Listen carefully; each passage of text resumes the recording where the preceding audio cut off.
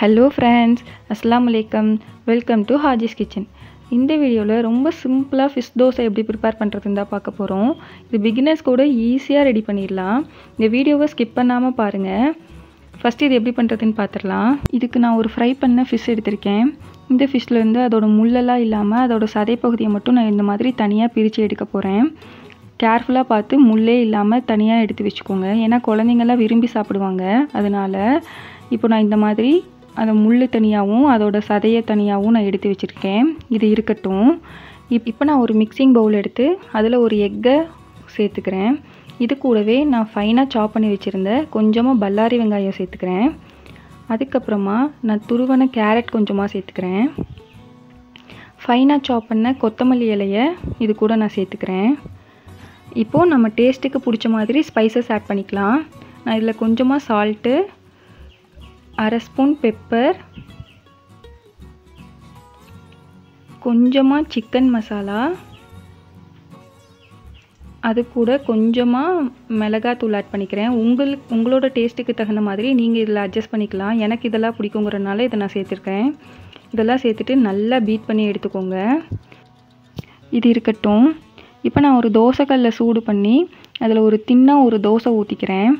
எனக்கு தின்னா பிடிக்கும். உங்களுக்கு ஊத்தப்பம் மாதிரி வேணும்னாலும் நீங்கள் அது மாதிரி செஞ்சுக்கலாம். எனக்கு தின்னா வேணுங்கிறனால நான் இந்த மாதிரி தின்னா ஊற்றிக்கிறேன். இப்போது நம்ம ரெடி பண்ணி வச்சுருந்த எக் மிக்சரை இதில் ஆட் பண்ணி நல்லா ஸ்ப்ரெட் பண்ணி விடுங்க. தோசையோட எல்லா பக்கத்துலேயும் அது படுற மாதிரி நல்லா ஸ்ப்ரெட் பண்ணி விட்டுக்கோங்க. அப்போ தான் நம்ம சாப்பிடும்போது எல்லா பைட்லேயும் நம்மளுக்கு அந்த டேஸ்ட்டு தெரியும். அதனால எல்லா பக்கத்துலேயும் படுற மாதிரி ஸ்ப்ரெட் பண்ணி விட்டுக்கோங்க. இந்த மாதிரி ஸ்ப்ரெட் பண்ணதுக்கப்புறமா நம்ம முள் எடுத்து வச்சுருந்தோம்ல ஃபிஷ், அதை இதில் ஆட் பண்ணுங்கள். அதுவும் மேக்ஸிமம் எல்லா இடத்துலையும் படுற மாதிரி ஆட் பண்ணி விட்டுக்கோங்க. அப்போ தான் நம்ம எல்லா பைட்லேயும் அந்த டேஸ்ட்டை ஃபீல் பண்ண முடியும்.